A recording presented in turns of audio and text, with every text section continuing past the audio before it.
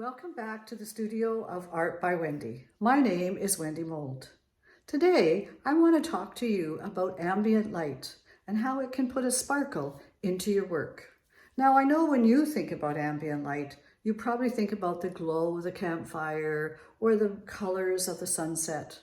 But I'm talking about more subtle things, things that'll really add spark to your work. So let's have a look. So here's what I'm talking about. We have our apple and we have our shadow. Now, you're thinking, so what? This is what you normally see. But look what happens when I put a bit of a different color next to the apple. The local color has changed. Can you see that change? So it's changed the color of the apple, but it's also changed the color of the shadow. This is the kind of reflective light I'm talking about. Pretty profound, isn't it? And if you take a look, where does it affect the object the most? It's right here along this edge where the shadow and the light meet. So, how does this look in a real picture? First of all, here's our normal picture that we think about in terms of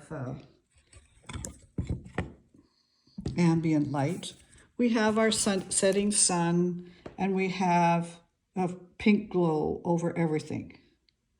Now, when you look at that in terms of a smaller picture, or I shouldn't say smaller picture, in terms of subjects, there are some interesting things to see. Take a look at my picture afternoon tea. Here you have the hummingbird coming close to the fuchsias. So of course, the colors of the fuchsia are going to cast a bit of a shadow or color to the hummingbird, as well as the foliage. So the hummingbird, even though the local color is the normal hummingbird colors, we still need to include some pinks from the flowers and some greens from the leaves.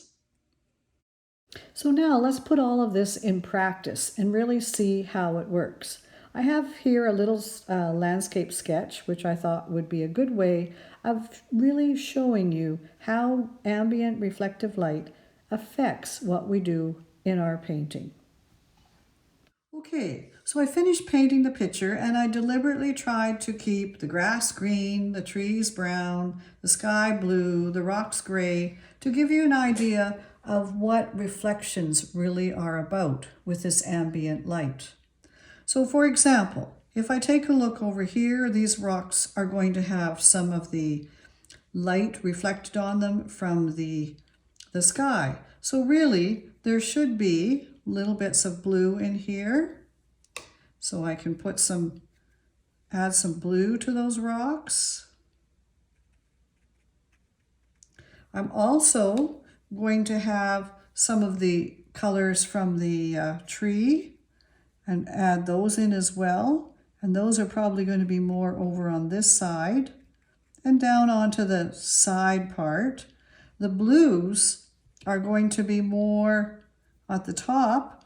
Now, notice I have actually two blues in the sky, so I want to put some of that teal blue as well into my rocks. And that's going to be more as the rock is facing the light of the sky. So just adding a few of those little colors in there makes the rocks a little more interesting. But it's not just the sky that's going to be reflected. There should be a little bit of green there as well, because after all, the reflection of the grasses is going to show. So those gray rocks shouldn't be just gray. They could also have a little bit of the light colored from the grasses, and don't forget the tree. And here again, I could put some nice little bits of color in here, some of that orangey color, and change those rocks into something a little more interesting. This would be the same as what I could do with the tree itself It should have some of those sky colors in it as well.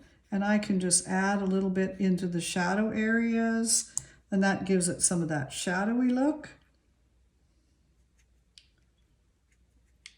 There's going to be a little bit of it reflected. So I'm just looking for the blues. See that turquoise? Although, you know, I can put some of that here to create the shadows. And that makes them a little bit more interesting as well. I'm going to have a little bit of green that's going to be reflected certainly back in here. This side of the tree is definitely going to have some greens, and I want to include some of them in there. Just getting some green to... Doesn't have to be a lot. Certainly some over here. And I want to have some of these golds and yellows that is going to be in my grasses, because after all, there's going to be this color from here. Some of it is even more reddish, and that always looks good in there.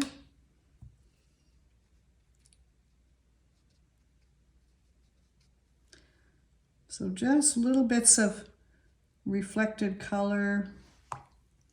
Maybe it can be, some of this red's a little bit dark. I know you're saying, oh my gosh, yeah, I am too.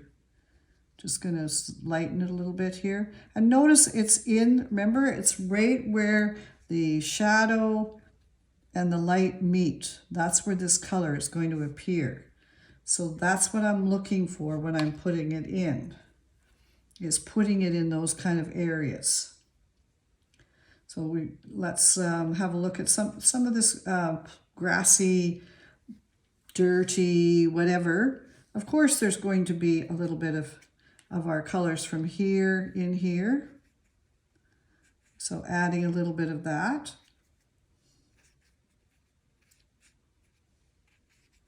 Doesn't have to be a lot, but it just kind of brings, you see how this picture is now starting to be more cohesive? Each element is not standing alone.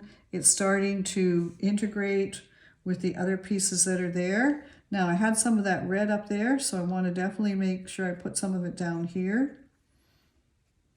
And don't forget the value will be slightly different. Further back, it's going to be more muted, more grayed. It could be brighter as it's up here. And you don't need to get carried away. Look at how much more interesting this is down in here. Now, just putting that little bits of red and to go, and that ties it into the tree a bit more here.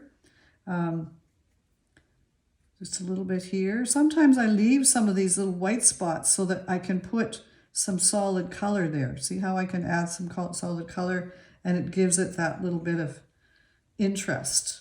And see, already this is looking more interesting. Now, what about the sky? The sky is going to have, again, very subtle, but it's going to have some of these colors in it. And so I would get a very light wash of my of this color here, and just a light touch of it in here.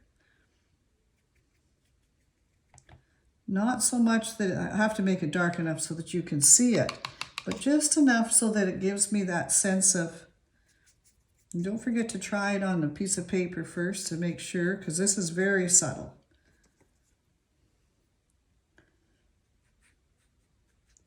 Just kind of tying it in to what's going on in my picture. And I can just take and soften that. And of course, I'm doing this after, where I might have done more of it when the picture was wetter. A little bit of green. I can also put some of this green in here. And again, very subtle. Very light, but just to bring in some of the reflected light that I would get. And notice if by the green, I actually put yellow in here, and the yellow combined with the sky to give me that little bit of freshness to it.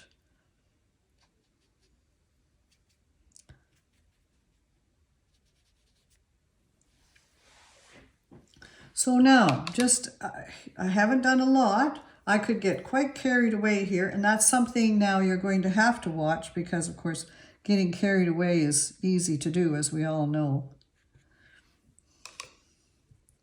But there's a lot of reflecting going on. Trees to here, trees to the ground, ground to the trees, sky to the trees, sky to the rocks, rocks to the grass, grass to the rocks. You can see what I mean. Each element is going to integrate. And just take a look at the difference and the sparkle that's there. My favorite spot already is what happens to my ground here. I didn't add a lot, and if you go back and back up the video, you'll see. But just putting these little touches of red in here, and this is a muted red and orange, really gave this some sparkle in this area here in my foreground, which is what I wanted. My sky is kind of receding, and yet it's united. I kind of find myself, a rule of thumb is any colors that I use in my subject should be present in the background, and any colors that are in the background should also be in the foreground. And if I keep that in mind, it reminds me to look for ambient light reflected and where it would be reflected. So have fun with this, and I'll look forward to seeing you in the next video. Wendy teaches outdoor sketching classes in the summer, and she teaches in her studio and online throughout the year.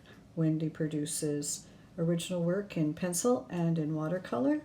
She completes commission work, particularly pet portraits, and produces cards and prints from some of her work.